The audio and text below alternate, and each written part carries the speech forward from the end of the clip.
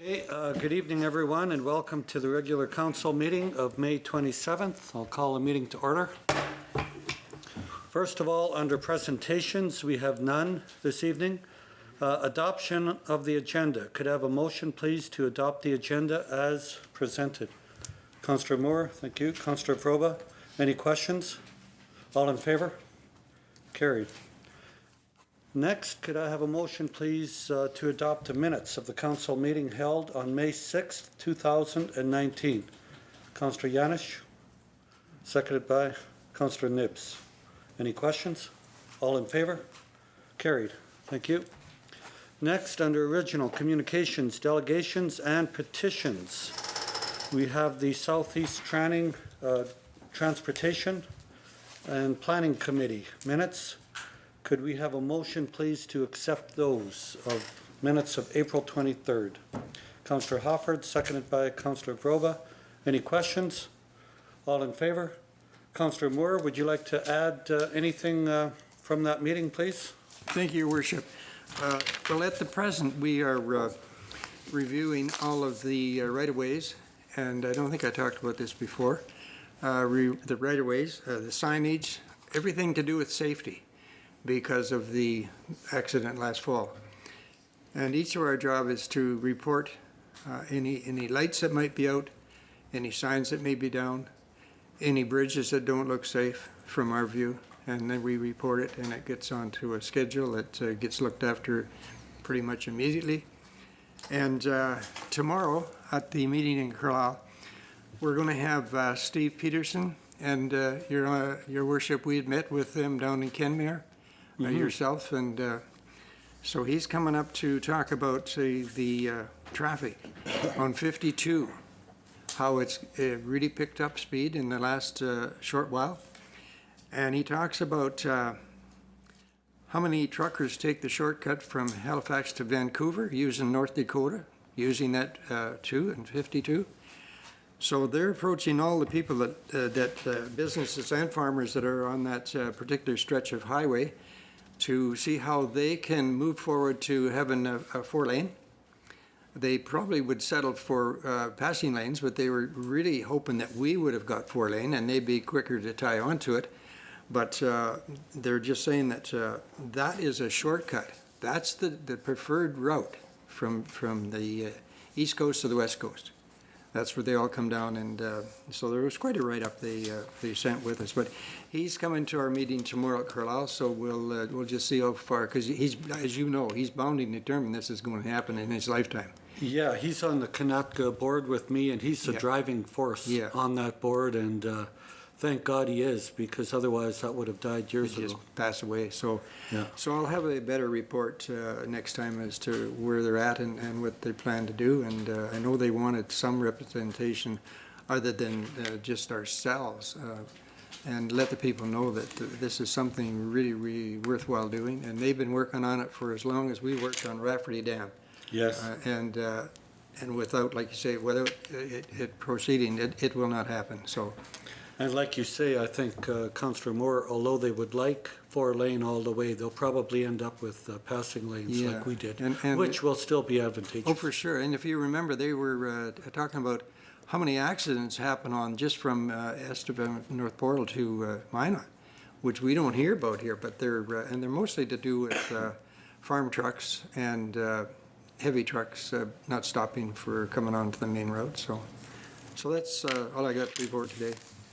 Okay, thank you for that, and as well, thank you for your input. I know highways now, as you know, 47 South, they've agreed to work with us, and they'll be extending that right to Main Street, so thank you for your work on that. That'll be something that we will all appreciate when it's done this year. Yes, and you know, without pounding on these guys and letting them know how serious it is, because nobody comes down to have a look at it. It's not much different than a few years ago. We were trying to fix from Noonan to the border. And it wasn't until we took some of the politicians down and had them look at it, and lo and behold, we got it done in a few months. And the guys at the border said, I don't know how you did it, but what a nice change. So, and they did a good job. So yeah, that was sorely needed. Yeah, thank you for that. You're welcome. And I guess now that we're talking highways and one thing and another, perhaps I could just mention that we did get a grant, and I see Paul is here this evening, on uncontrolled intersections. Brian Myers had brought it to our attention, and then Paul went ahead and applied for the grant. And we were successful to do half of our uncontrolled intersections within our community. We haven't got the money yet, but we're running it by council. If you guys have any concerns, issues, please let us know. I think it'll be advantageous because out west, they're all controlled. Out east, they're all controlled, and for some reason, probably because we don't get the money, we don't have the populations they do out east and west, we haven't done it to this point in time, but I'm quite sure it'll be safer. Okay, well, thank you for that, Councillor Moore. Next, under original communications, delegations, and petitions, we have the GFL CART report for April. Could we have a motion for that, please? Councillor Knibb, seconded by Councillor Moore. Any questions? All in favor? Oh, go ahead, Dennis. Thank you, Councillor Moore, sorry. Thank you, Your Worship. If we could just remind the public, in walking the streets, we notice on the given day to pick up the garbage, there's so many containers that there's no lids. There's one hinge on the lid. And I don't know for sure if the public know, all you got to do is phone and they'll come and replace the whole bin if they have to. That's correct. But there's so many that are damaged just in our area. And it's not much different if you got a street light out. You just got to make a phone call and they'll look after it for us. So am I right? Yep. Yeah, and thank you for that, Councillor Moore. And they do stand up pretty good, but some of the Yeah. heavy winds we've got, Yeah. I know mine blew over half a block away. I never did get it back, but there was one laying around, so I've been using it and no one said anything. But yeah, they do get, with all the heavy winds we have. Oh, okay, okay. Okay, thanks. Okay, all in favor? Carried. Yeah, don't do that at home, anyway. So next, under original communications, delegations, and petitions, we have from the Estevan Arts Council, the Adjudicated Art Show sponsorship is coming up. Their 4th annual Ev Johnson Memorial Adjudicated Art Show. They would like to use the multipurpose room for this event. The Visual Arts Committee is again seeking the City of Estevan as a sponsor for the art show. You can help make our event a success by waiving the rental fee of the multipurpose room space. Our event schedule includes setting up, installation of the entered art pieces on October 25th, the adjudication and art show on October 26th, and the artists' workshop with the other local artists on October 27th. We would like to extend an invitation to the Mayor and Council to attend October 26th from 4 till 7 p.m. Thank you in advance for your support. Your donation is greatly appreciated and will make our 4th annual Ev Johnson Memorial Adjudicated Art Show a huge success. Linda Murphy. So what's the wish of council on this, Councillor? Your Worship, I've learned that you might be attending a paint night in the next week or so, so maybe you'll even have a piece in this show. Yes, I'm hoping. And not because of that, because that would be a conflict of interest, but Oh, of course. I Yeah, think we have to because be we have careful. done this in the past, and it's a great local event, and I think I would be in favor of doing this, and so I will make a motion to sponsorship by way of waiving the facility rent. Okay, thank you, Councillor Hoffert. Councillor Froba? Thank you, Your Worship. And maybe Councillor Hoffert knows the answer to this. I thought this was the show that we were going to try and get back into the art gallery versus having them have it down in the multipurpose room. We had talked about it last year, and I thought we had tried to work on it. Councillor Frank, I maybe? think that was, Councillor Frank was going to work on that, so. Yeah, okay. Maybe next year. We'll let Councillor Frank. And that was answer taken to the Art Gallery Board, and I can give an update on that. I actually just asked Amber for a follow-up on that today. The Art Gallery Board said no to that, and the reason for that is that because the show, their shows are all toured certain months, they would have to cancel 2 months worth of show, worth of a gallery in order to fit this in for a short period of time. The other reason is it kind of goes against their mandate, which is to pay artists to bring them in, which this doesn't do. What they do, they're the only one that does this, is whoever wins the adjudicated show gets the opportunity to tour their show. They get mentorship for a year as well as the opportunity to tour their show within the gallery. So that's what they do. But to fit it into their gallery, that's why they've chosen not to. So. Okay, well, thank you, Councillor Frank, for researching that for us. And maybe I was mistaken. I thought they used to have it at the art gallery. It's never been there, maybe? It was Years- at one time, but yes, it was years a ago. little different. Then they had more galleries, and it was always a complication, so that's why it was changed. So. Okay, thank you, Councillor Frank. If that's all right, Councillor Vroba, was that a second? They're satisfied with being the multipurpose room. Okay. And so you made the second then, you're okay with that? Okay. Yep, yep. Okay, any further questions? All in favor? Carried, thank you very much. Next, under written committees or written reports of committees, we have none this evening. Executive reports, we have from the city mechanic, the equipment for the 2019 public auction. This will take place at the Estevan Motor Speedway, Saturday, June 22nd. We will be selling a 97 GMC 3500 ladder truck, just like new, a 1982 portable boiler, again like new, an 08 Kubota zero turn. That looks in very good shape. Automotive 4-post car hoist. Now this doesn't meet safety standards, but I'm sure she's good for the farm. Can I say that? Okay, Roger Zamboni blade sharpener and a John Deere front mount mower. So that's what we have. Anything to add to that, City Manager? No, nothing. Nothing? Okay. Councillor Yanish. Make a motion to accept the report and Okay, put them out for sale. sure, thank you for that. Go ahead, Councillor Vrobe. I just have a question in all Okay. seriousness about the, does not meet safety standards. There's no liability issue with us selling a piece of equipment that does not meet safety standards. It's something, That's a very good point, but you buy as is, and then you have to make it safe if you're going to use it. Okay. Some people would buy it for parts if they have one like it, perfect. so. Okay, thank yeah. you. Okay. And I would second that motion. Okay, thank you for that. Any further questions? I know Trevor's looking at it for his shop. Just kidding. Anyway, all in favor? Carried. Thank you. Okay, next, under executive reports, we have from the water treatment plant manager, and he's here tonight. Thank you for attending, Shane. Phase 2 tender for raw water line. So as part of the Canada Action Plan, we received funding to build 2 projects for the water treatment plant. The first was a residual pond management system to reduce the effect of the water treatment plant that it has on the environment. The second is a new raw water source to meet Water Security Agency guidelines on drinking water, because we're right at the limit with our trimethylanes. So we're going to go to Rafferty and get a cleaner water for our city. For the second phase of the project, the engineering services of KGS was secured. Listed below are the bids that came back for the second phase of this project. Rafferty Dam was tested, proved to be a viable alternative for a raw water source for the city of Estevan.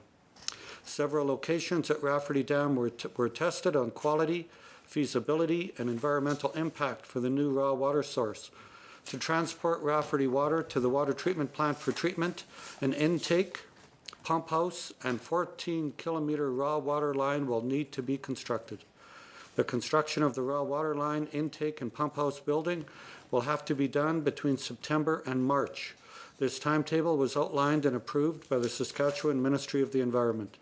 The original project was sent out to tender. We rejected all of those due to those being, I think, Shane, $7 million over budget? So we broke it up, went back to the drawing board, split this project into 3 phases. Phase 1 is a pipeline that will run from the water plant to the diversionary channel. Phase 2 is the construction of the raw water intake and pump station. Phase 3 will be the completion of the raw water line to the intake structure. Major design changes lowered the price of the overall project.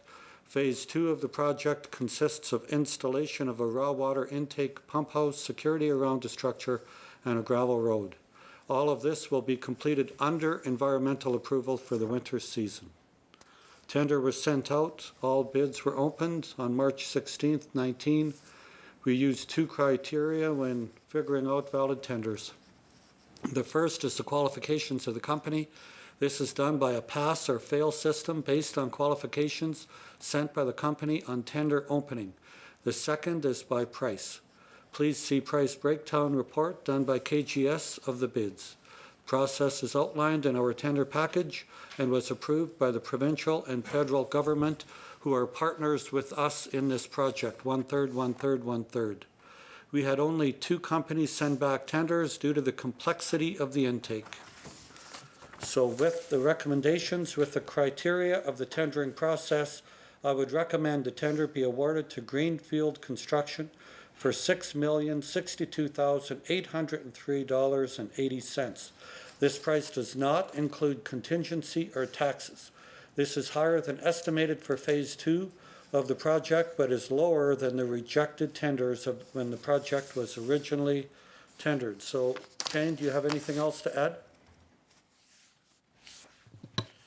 Originally, when we were doing the intake of the project, we figured we would have more people bidding in on this process that would drive the price down. With the complexity of doing the water intake within the winter, we didn't have as many companies bid on the project as we hoped so would happen. Okay, thank you, Shane. I'll open it up for members of council. Councillor Nibbs, please. I remember the question being asked that last time we were talking when we'd done Phase 1, what happens if Phase 2 goes up and then Phase 3 goes up? Are we having any concerns? Because now we're up on Part 2, and what if we end up back exactly where we were? Okay, City Manager would like to answer that, Councillor Nibbs. Thank you, Your Worship, to Councillor Nibbs. By splitting it up and looking at all their alternatives, we've saved about 5 million in our estimates from the 15 million. So, And that includes this latest and that includes six. this press. So we will be a little bit over budget, and we can discuss financing that a little bit, but we have saved about $5 million by breaking it into It's still no phases. concerns on the third phase, though, because there is one more phase. Yeah, it's a smaller pipeline phase with a lower dollar amount, and based on the estimations of what we've received under the current pipeline, we have a fairly accurate indication of what that is. It's So not not as a big complex. concern. No. Okay. Yeah. So probably overall, Councillor Nibbs, we will take the overall project from 7 million over to City Manager Oh, no, about 3. about 3. So we're still saving about 3 million. Okay, any other questions? Councillor Hoffer? So with this, what is the new estimate total of this project gonna be? Sorry if you just said that and I was thinking of my question. Okay, originally we were estimated by KGS at what, 10 million or 12? So the initial. What is the new estimate of completion of this based on the redesign, what we did this winter, what we're doing today, what we're left to do? What are we estimating then? To Councillor Hoffert, the estimate is about 10,500,000. Okay, so it is a significant number, more than what we had hoped.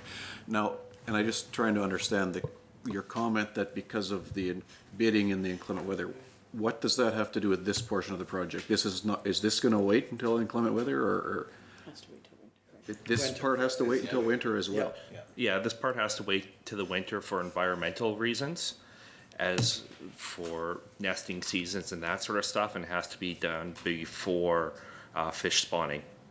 So there's a tight timeline basically in winter when we're able to work on this project. This is the fish spawning in the portion of the dry Rafferty land Dam. between the highway and between the water plant and the, No, this is just the structure to pump the water up and then put it into the pipeline. So there's an intake that'll be being installed in the bottom of Rafferty Dam. oh yeah. And we have done everything we can to exhaust efforts with the Ministry of the Environment to help us find a way to do this. Yep, actually, they've been working with us, Councillor Hoffert, pretty well. As you know, we started earlier this year with the one phase Yeah. to get around the Canada geese nesting. And unfortunately, with projects like this, the environment has fairly rigid timelines and issues that we have to work around. But for the most part, the province has been very good at working with us, telling us if we have to go earlier to meet some of the requirements that we have to meet around And so the far, no environment. geese have been damaged in this No project? geese have been damaged in this exercise, I can say that. Absolutely right. Councillor Vroma? Ay, ay, ay. And just to clarify, there is a time limit that we have to have this money spent by before. That's So correct. we can't keep on making this maybe with long drawn out, or we will lose the $6 million in funding. Thank you, that's exactly right. Now, what we've done to date, we expect to have the project finished within our timelines. City Manager? And then Councillor Moore? Thank you, Your Worship. Just to Councillor Hoffert, it's also federally funded, so they also have to come and do their environmental assessment. So it's not like you can supersede some of that provincially, even if you got to work with them. So just to include that. And they've been pretty good as well. Councillor Moore? Thank you, Your Worship. In the original quote, were they going to bore wherever they could bore and cut where they cut? Because I'm told they're going to cut the road. And I'm wondering, why wouldn't they bore instead of cut if they've already got some boring going on down there? Because once you cut a road, it's usually never the same. So I'm just wondering, if we got the equipment, why aren't we boring? There's two things that come with boring. For environmental reasons and things like that, you have to make sure that it'll withstand the pressure of whatever's driving on the road. So it's a fairly larger pipe that we have to go under.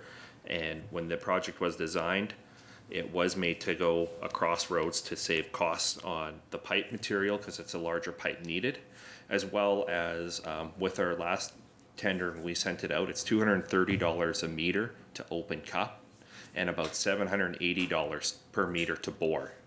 So it's quite a big difference in cost. But what was the tender? Was it tender to bore or was it tender to? A mixture. There were some companies that were looking at boring the whole thing, but it was unfeasible. Because if it's $700 a meter compared to $230, that's $500 a meter.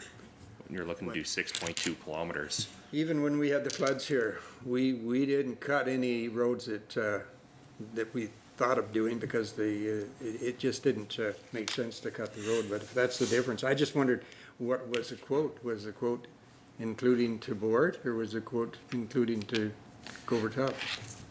Any part of like where there was marshes or like channels or the river, the Souris River, or not the Souris, the Souris River there. Yep. That was all meant to be bored because it is such a huge cost to bore. So any place, because of the environmental impacts, we had to bore, we did. And under the highway, of course, we bored under there. Anywhere where we could open cut, it was decided to open cut it just to save money. Mainly to do with money. Okay, thanks, Shane. Yeah, so basically cost and equipment, availability and what have you, but mainly cost. Okay. Okay, thank you, Councillor Moore. Thank you, Shane. Any other questions? Okay, so we need a motion for this, City Manager? Okay. Sorry to catch you unawares there. I caught him looking at something, but anyway, thank you, Councillor Yadish, seconded by Councillor Broba.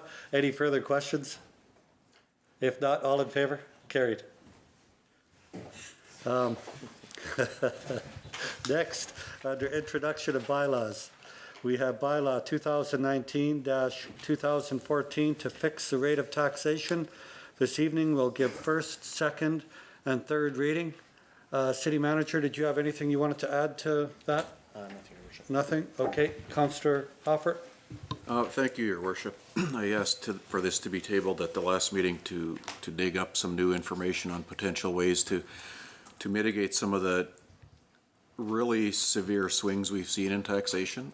And so thanks to the city management team for looking into some of those. And I think it's pretty challenging to implement mid-cycle. So we can perhaps look at them at the end of this cycle in advance of the next one. But we look at that and we'll use those things to try and mitigate this, and we considered maybe going from a 4-year, or lobbying to go from a 4-year to a 2-year cycle. And it seems to me what we're trying to do is come up with a roundabout to fix a system that is extremely flawed, the assessment system, the way they do it now.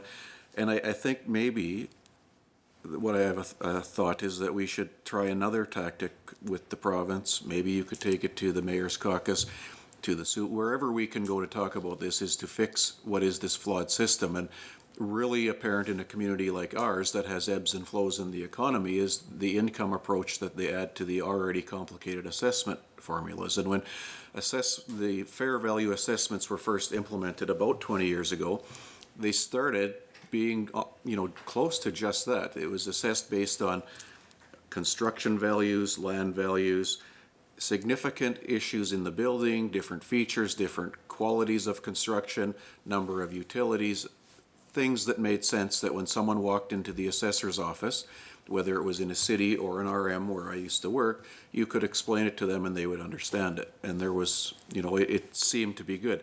And then over the years, in their quest for the perfect way to value property, they seem to have made it so convoluted it's almost unmanageable.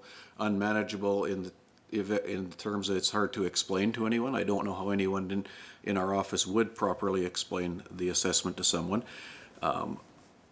Unmanageable in terms of the swings it creates, unmanageable in the way that we're using old data for the next round of assessment. So even in the next cycle of assessment, we won't be using present data, we'll be using old data, and if there is no data to support it, even older data, and it's really created a convoluted system, and I don't think it's necessary. I think they've overthought it in their way to try and come up with the perfect formulas that just don't exist when you're using old data to create assessment, and the one and only need for assessment is so municipalities can levy taxes and generate the revenue they need to manage the business. So what I'd like to suggest is, and I've talked to the city manager, we had a conversation, yourself and I've talked to Councillor Varoba, who her and I have both in our past been managed boards of revision who hear appeals.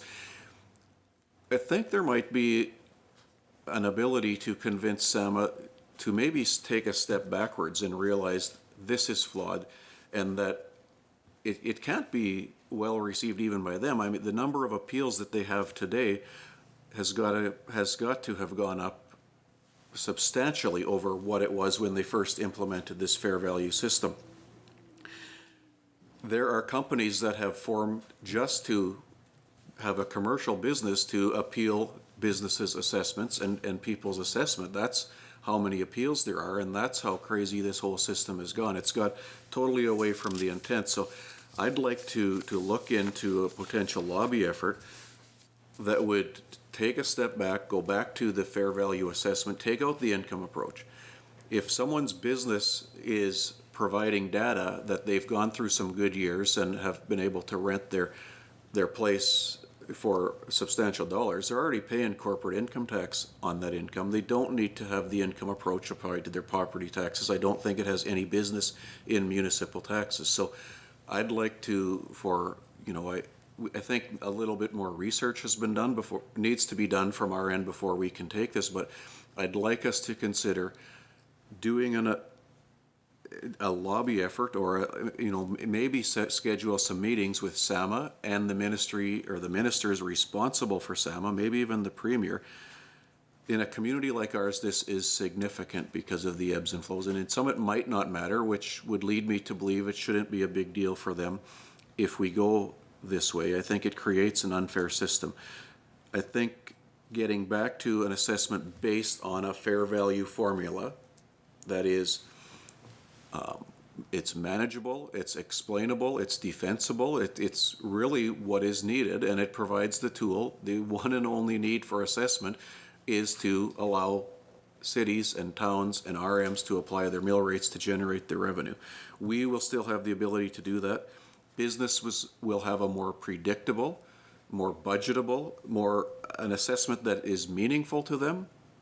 I think SAMA will have way less appeals, and if part of their mandate should be customer satisfaction, certainly their driving force is always equity.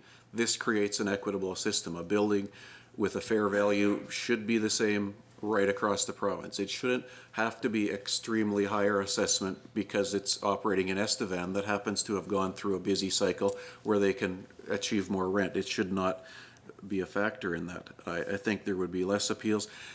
What we can't do is mislead people that everyone's taxes are going to go down. The city still needs the same tax. The RM still needs the same tax. But what it can create is a predictable, I think it can anyway, a predictable and an equitable system. And I think they've gone too far, and I'm hoping their motives are genuine, looking for this perfect system. It just doesn't exist. You can't have real-time assessment, and because we're levying taxes every year, there's no way for them to create the perfect system, so they need to create an equitable system, and I think they maybe had it and they went away from it, and so I've probably ranted on long enough, but I'd like us to do a real exerted effort into this.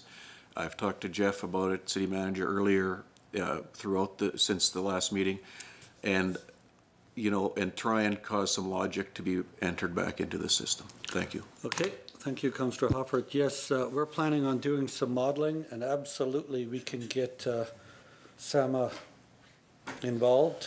And I know we had them here one night and it got so convoluted, everybody's eyes glazed over and we let them go home because nobody understood it. But the other big issue is the fact that during the boom times, which we had, you go by land sales, and now if we don't have any land sales now, when we're in a downturn, then they'll go back to when the land sales were still high, which there's no way that's equitable. So, there's a few issues definitely we'll have to talk to Selma about.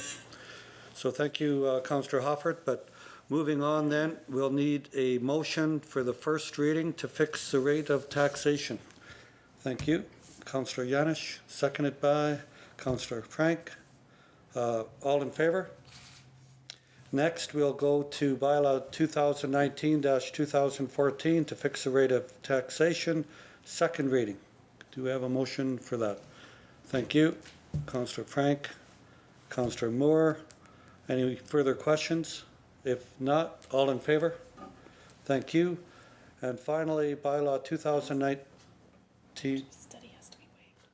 Oh, we're going to waive the study tonight. That's right. We don't have time to have that. Yep. So we'll have to waive the study. We'll need a motion to waive the study, that referral of bylaw 2019-2014 to council and committee for study be waived. Before we Worship, get I'd be through. happy to make that because I think the work and the conversation and debate that's happened in the last 2 weeks was probably as much or more than any of these studies has ever provided us, so I'm happy to move a motion to Okay, do that. thank you. Seconded by Councillor Yanish. Okay, all in favor? Carried. And finally, I guess we'll have to have another motion that bylaw 2019-2014 be given 3 readings. Thank you, Councillor Proba, seconded by Councillor Nibbs. All in favor? And last, thank you, City Clerk, for carrying me through this. Last, for third reading of bylaw 2019-2014 to fix the rate of taxation, please. Adoption for use. Yes, by now you guys should be sleeping. Thank you, Councillor Yanish, seconded by Councillor Nibbs. All in favor? Carried. Thank you. Next, public hearings and reports. We have none. Giving notice, we have, thank you, City Clerk, we have Build Green Day proclamation. Whereas the City of Estevan is committed to sustainable growth and responsible stewardship of our natural environment. Whereas Build Green Canada is a national organization that advocates for sustainable environmental practices in the residential building sector. And whereas Build Green Canada delivers programs to assist builders in building more sustainably using the latest technologies to create healthier, more efficient, and durable homes. And whereas the City of Estevan is dedicated to protecting our natural resources and encouraging sustainable development, be it therefore resolved, I, Mayor Roy Ludwig, do hereby proclaim June 5th, 2019, Build Green Day in the City of Estevan and ask our residents to recognize this day. Could I have a motion, please? Sorry for that. Thank you. Thanks, Judy. Councillor Hoffert, seconded by Councillor Moore. All in favor? Carried. Thank you. Next, motions from committee. We have none this evening. Consideration of bylaws. We have, and let it be noted, Councillor Hoffert is leaving council chambers. We have bylaw 2019-2013 to provide special tax for healthcare levy. Second and third reading. We gave this first reading and let that for 2 weeks. City Clerk, any response? None? Nothing, Your Worship. Okay, so at this time, could we have second reading, please, for bylaw 2019-2013? Councillor Yanish, thank you. Councillor Nibbs, seconded. All in favor? Carried. Thank you. Next, could we have motion for third reading and adoption for use of 2019-2013 to provide special tax for healthcare levy? Thank you, Councillor Yanish. Thank you, Councillor Moore. Seconded. All in favor? I know council's getting tired raising their hands. We have one more bylaw, guys. Hang in there.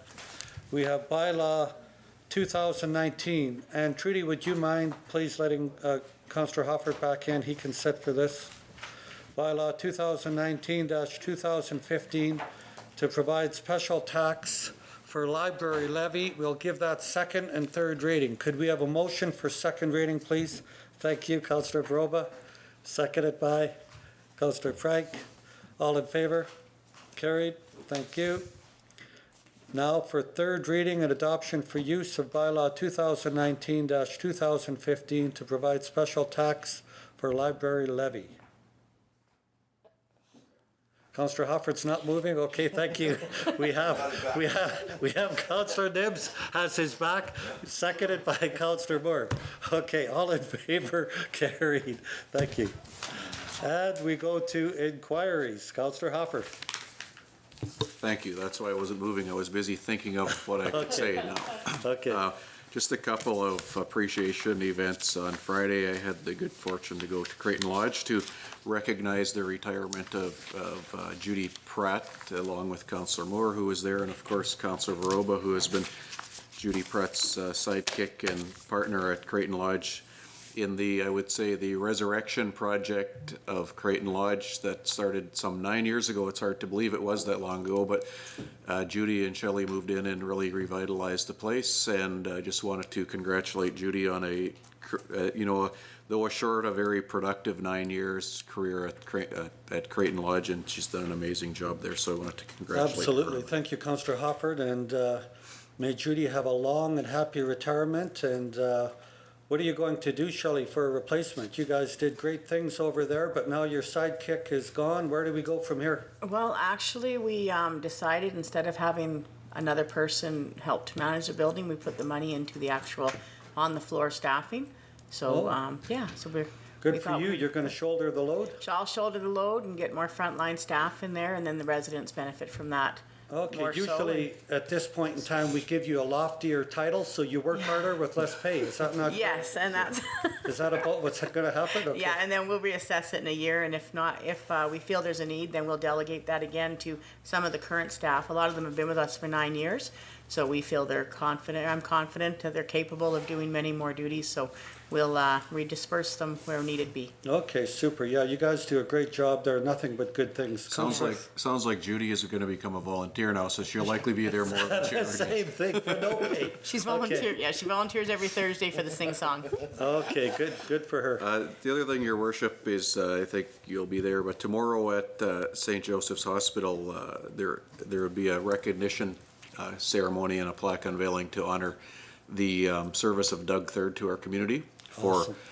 For many years of service as both a educator and also someone who's presided over a lot of funerals and graveside services. So that'll be at 1 o'clock at St. Joseph's Hospital. Super. Yes, I plan on making that. Thank you for that, Councillor Hofford. Thank you. Councillor Broba? Thank you, Your Worship. I have a couple inquiries to say too, just to let people know that we did have another concern regarding the sidewalk in front of Dieppe, on Dieppe in front of Pleasantdale School. I spoke with the city manager, and I believe the city crews went out immediately and basically spray painted the area so that people are aware that that's kind of a dangerous sidewalk, but it is on our agenda this spring and summer to get it fixed. The other area is a concern is 3rd Street in front of the White House. Just to let people know it was brought forward. It may or may not make the list this year, but it will be checked out by city crews, so the city manager is aware of that. And the other one was Spruce Drive, which we had some concern about the bumps and stuff in the road. So I believe, again, it's on the agenda to be looked at. No promises as to what's happening, but at least it's out there so people know that. And the other thing is June 30th. Are there going to be celebrations again in the city of Estevan for the July 1st celebrations? Good question. City manager? Thank you, Councillor Varoba. With the lower attendance and the bigger deal at the Hillside Park and Bean Fete, we've opted not to try it this year, just because there was some lower attendance last year, so we thought we'd give it a break this year and see how those other events do, and we could revisit it next year. And I think the city does help out a little bit at the Hillside Park, which is the Kinsman celebrations. Yeah, we send all our play park staff over there, as well as some lifeguards for the paddling pool, and we help out if they do a barbecue or face painting. I know we help out in that event as well. So. Excellent, thank you. Okay, thank you, Councillor Vroba. Councillor Yanish? Okay, thank you. Councillor Frank? Just that United Way Day of Caring is out this Wednesday, so be sure if you see the flags out, know that there's some hardworking volunteers working on those projects. So. Okay, thank you very much, and thank you for your good work on that committee. Thank you. Councillor Nibbs? Nothing, Your Worship. Okay, thank you. Councillor Moore? Thank you, Worship. Just congratulations to the Canadian Legion for providing us with some entertainment on Saturday night, and they continue to look for entertainment to help pay down their debt, and it gives everybody an opportunity to get out and see just what's going on in the world of entertainment. So hats off to that crew, because they work real hard. That was a supper and entertainment, so it's good to see people attend to that. So. Thank you, Councillor Moore. I thought maybe their debt was paid, because didn't they donate 25,000 to someone here just the other day? I thought they were maybe out of debt. I thought, good for them. Oh, different pail? Okay, Yeah, let's I was explain that. just gonna say- Councillor Broga, did you want to explain that different pail? And I don't want to speak for the Legion, but from my small amount of knowledge of some of those donations, there are certain funds, and one of them is the Poppy Fund. And the Poppy Fund money will get donated to, that's allocated to different events. So I don't know the Legion's financial picture, but sometimes when they're donating money, it's money that needs to be donated because it was collected to be donated. Okay, appreciate that. So thank you for clarifying that. So please give generously to the Legion. They still need money. This was designated for other areas. Thank you for clarifying that. And I had the privilege of attending the cystic fibrosis on Saturday, and that was a great event. And I'd like to thank Casey McIntyre and all of her people and all of the good volunteers that work so hard to help with that very unfortunate disease. So, City Manager, did you have anything else? Yes, Your Worship, just a reminder, Lobster Fest from the Rotary Club is on June 7th, and there is a few tables left, a few tickets, so if you need tickets, get a hold of a Rotarian, either myself or Councillor Moore or Super. yourself, and there's contact a Rotarian and there should be some tables available. Okay, that's great, and that's always a fabulous supper. Unfortunately, I can't make it this year, but thank you for that, City Manager. City Clerk, anything? Nothing, Your Worship. You have to thank City Clerk and City Treasurer about taking your men to the Rotary Lobster Fest if you're not already taking them. I'm going to Halifax. Oh, well, that might trump. I mean, as much as it is a good thing to go to, Halifax might trump that. What about you, Trudy? I probably get going there. God bless you. Okay, have we got a motion to move into committee? Thank you, Councillor Nibbs, seconded by Councillor Frank.